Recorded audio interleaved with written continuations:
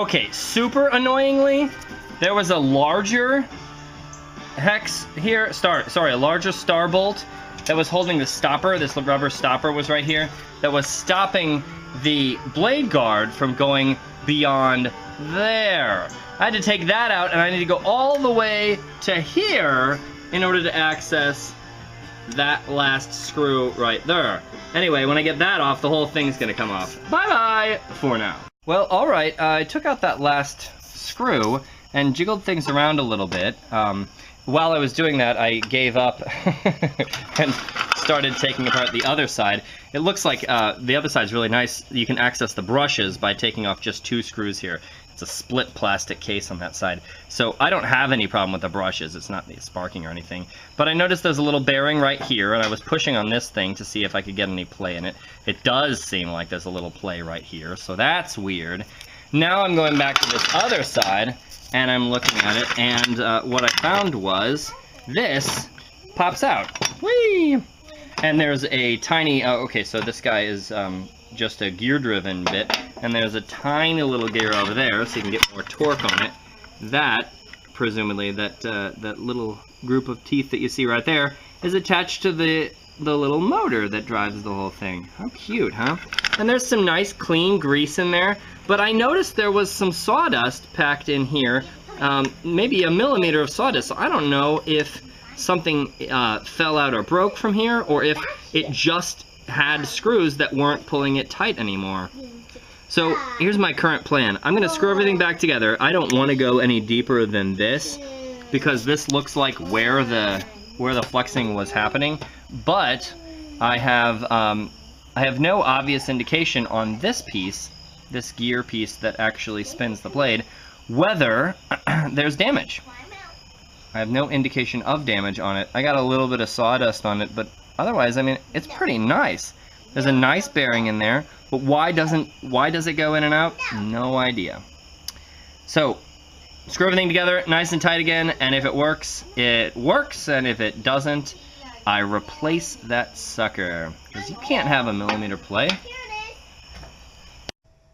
Well, David and I are going to take apart the old Skil saw, and the first thing to do when you're working on a Skil saw, or anything electric, is to make sure that it's unplugged. I see the actual cord of the machine right here with me. The next thing, what do you want? I see it. What do you want to see? What? I'm still taking the video. I can't let you see it now. This is real. Okay? Alright. So, what we have here is... What? What do you want to see? What? There's nothing to see. We're taking a real video now. Alright. What we have here is a blade that's got a, it's actually got some play in it. And you hear that clicking? That's 2 different positions of the blade, and they differ when the blade's not bending at all by about 1 millimeter. And this whole nut, the whole bolt and locking mechanism is shifting, so it makes me feel like the whole rotor has some problem with its bearing. So I'm going to open it up, and if I can't get it straight... Why do we have what? Why have a Tollin? A Tollin? No, your toll. Oh, my car? My car's in there because I need to work on that too. Well, we've got a lot of things to work on, right? Right? So, yep, yeah, that's what you get. So, I'm going to open it up, and if I can't see what's causing that play, I'm going to throw the dang saw away and buy another one. That's just the kind of guy I am. The first thing to remember is that some saws, based on their rotational direction, have backwards threaded bolts.